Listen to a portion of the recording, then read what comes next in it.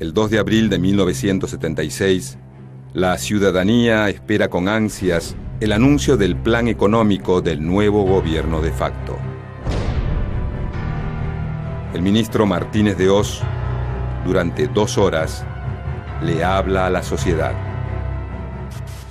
Me corresponde asumir la responsabilidad del Ministerio de Economía de la Nación en el curso de una de las peores crisis económicas que ha padecido nuestro país, quizás la peor. Para revertir la situación actual en el menor plazo posible, todos los argentinos, sin distinción, deberán poner su esfuerzo y realizar su contribución. El denominado Programa de Recuperación, Saneamiento y Expansión de la Economía apunta a reducir el déficit fiscal y controlar la inflación. Pero las medidas de tinte neoliberal terminarán provocando la destrucción del Estado industrialista e interventor. Se eliminan las retenciones a la exportación de productos agropecuarios. El país deja de recaudar millones de dólares en impuestos. También se promueve la reducción de aranceles a las importaciones. Los productos extranjeros comienzan a ingresar al país sin restricción. En este contexto, miles de medianas y pequeñas empresas deben cerrar al no sobrevivir en las nuevas condiciones impuestas. Por otra parte, se libera el mercado cambiario y financiero. Esto provocará un fuerte déficit fiscal. La solución para la dictadura es financiarlo con toma de deuda externa y reducción del gasto público por medio de la privatización de empresas públicas. El ministro propone, en teoría, estimular y premiar la actividad productiva, pero en verdad sus medidas terminan provocando un período de especulación financiera y una crisis productiva sin precedentes en la historia del país. Para Martínez de Hoz, el país tenía un modelo económico que impedía la libertad del individuo. Mientras se vive un clima de terror represivo, el ministro sostiene que su plan defiende las libertades individuales. Quisiera referirme brevemente a los objetivos básicos del programa económico, de nuestro programa económico. Indudablemente, el bienestar humano, engarzado en el contexto general del bien común, es el primero de ellos. Siempre se repite, la economía está al servicio del hombre y no el hombre de la economía. Sin embargo, a pesar de la prédica, el plan de Martínez de Hoz solo beneficia a unos pocos. Una de las principales metas del plan es acabar con la inflación. No más emisión monetaria por parte del Estado es la respuesta a este problema. Para conseguir recursos, se toman préstamos de organismos de crédito internacionales y de bancos extranjeros. El resultado es un brutal crecimiento de la deuda externa. Mientras tanto, el Estado se endeuda y el ingreso de los trabajadores disminuye. El gobierno de facto busca congelar los salarios. Para eso, suspende las negociaciones paritarias entre los sindicatos y los empresarios. De ahora en más, los aumentos serán establecidos por el Estado. De esta manera, los trabajadores son los principales perjudicados por la inflación. Sus ingresos están congelados, mientras que los precios siguen aumentando. El plan de la dictadura es bien visto por economistas relacionados con el mundo de las finanzas. El plan económico del gobierno de facto comienza a implementarse de forma gradual. Aunque la principal meta del programa económico es detener la inflación, una de las principales decisiones es eliminar los controles de precios.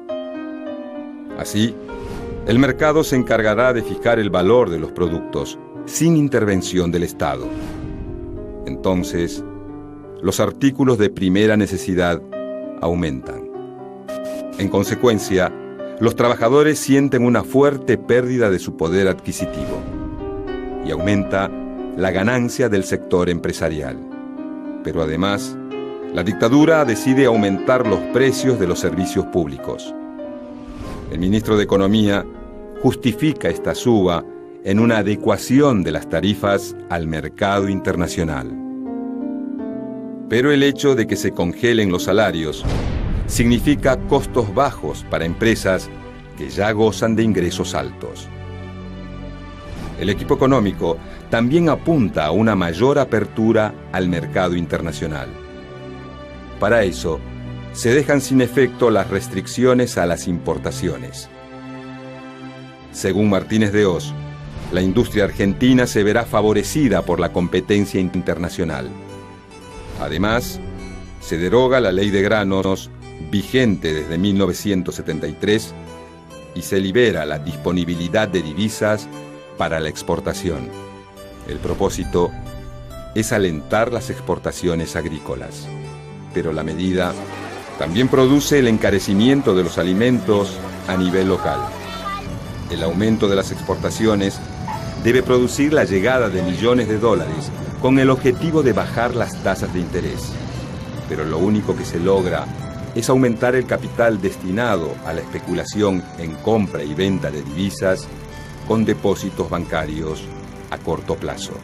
Sin embargo, a pesar de todo, hacia fines de 1976, el plan económico de la dictadura encabezada por Videla parece exitoso.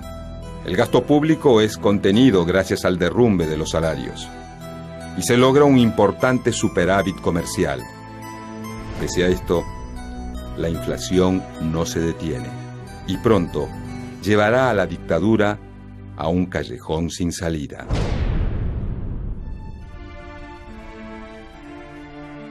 En mayo de 1977, el gobierno de facto encabezado por Videla anuncia una serie de medidas que terminarán perjudicando a miles de ahorristas y pequeños empresarios.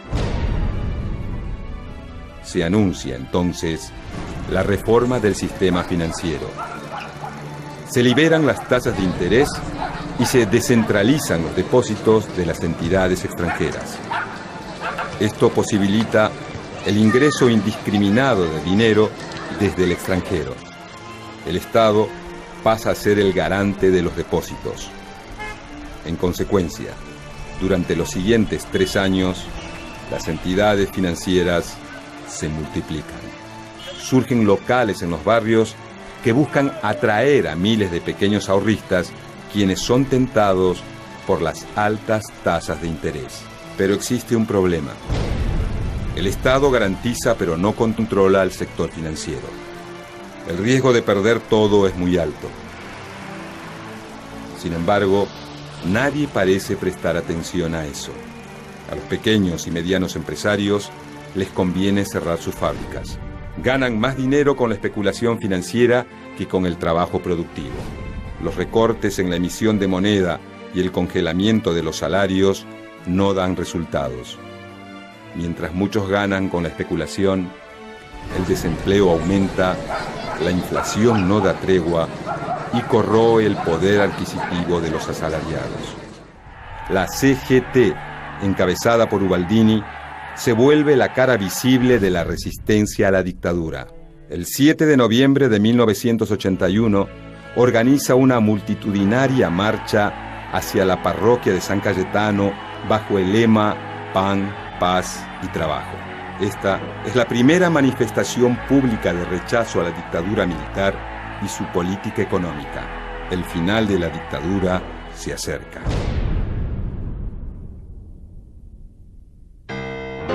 La gestión de Martínez de Hoz deja al Estado en una grave situación financiera. Durante 1982 y 1983, la dictadura intenta gestionar la crisis. Busca soluciones a corto plazo para frenar la inflación, pero no tiene éxito. En 1983, en medio de una grave crisis económica, se abre una esperanza. Se produce el ansiado regreso de la democracia. Raúl Alfonsín asume el poder y se enfrenta a un desafío: desarmar el modelo económico instaurado por los militares. Pero sus intentos son inútiles. El contexto internacional es adverso a la Argentina. Las ideas neoliberales se imponen en el mundo. Además, Alfonsín debe enfrentarse a los grupos económicos que se consolidaron en los últimos años. El final de este proceso fue la hiperinflación con la que concluyó el gobierno radical en 1989. Ese es el prólogo a la vuelta del neoliberalismo. Durante el gobierno de Carlos Menem, el mercado vuelve a tener potestad para todo. Domingo Felipe Cavallo es el ministro encargado de retomar las ideas de Martínez de Hoz. Los grupos económicos que pisaron fuerte durante la dictadura salen ganando otra vez.